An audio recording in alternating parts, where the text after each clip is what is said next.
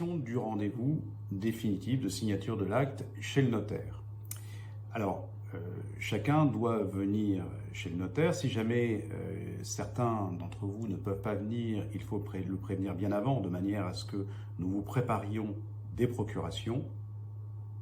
Attention, lorsqu'il y a un prêt hypothécaire, il y a des procurations spéciales à faire qui sont plus longues et plus coûteuses. Côté vendeur, il faut que vous pensiez à venir avec, premièrement, les clés, deuxièmement, votre RIB, de manière à ce que l'on puisse vous adresser l'argent.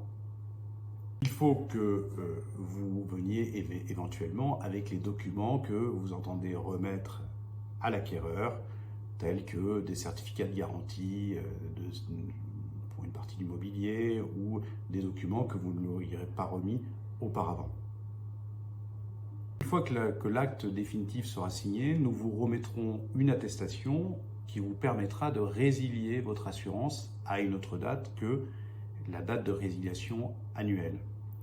L'acquéreur, l'acquéreur, il faut que vous vérifiez bien, alors on vous conseille de le faire l'avant-veille, que tous les fonds soient parvenus à l'étude pour la bonne signature de l'acte.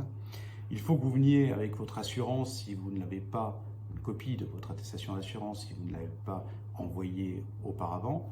Il faut que vous veniez avec votre RIB car vous savez, chez le notaire, on verse toujours ce qu'on appelle une provision. Les frais définitifs ne sont pas complètement arrêtés. Donc nous affinerons le montant de cette provision et le montant que vous devez exactement au centime près. Nous vous enverrons d'ailleurs un relevé de compte à ce titre avec tous les frais qui ont été perçus ainsi que les honoraires.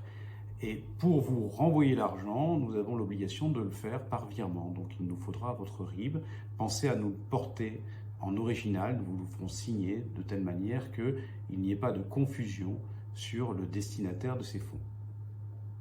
Enfin, si l'un des acquéreurs ne peut pas venir à la vente, il faut également nous prévenir bien avant, de manière à ce que nous vous établissions une procuration. Voilà. À l'issue du rendez-vous, une fois que la lecture de l'acte aura été réalisée, nous signerons l'acte tous ensemble. Ensuite, nous vous enverrons au vendeur, à l'acquéreur et à l'agent immobilier ou au négociateur notarial s'il en existe un, une attestation de vente avec prix et sans prix qui permettra au vendeur de résilier son assurance, qui permettra à l'acquéreur de justifier effectivement de la signature de son acte et nous vous enverrons également une copie de votre titre de propriété en attendant qu'il revienne du service de publicité foncière. Nous avons aussi un système de coffre-fort numérique qui est un espace notarial dédié sur lequel il restera à votre disposition quoi qu'il arrive.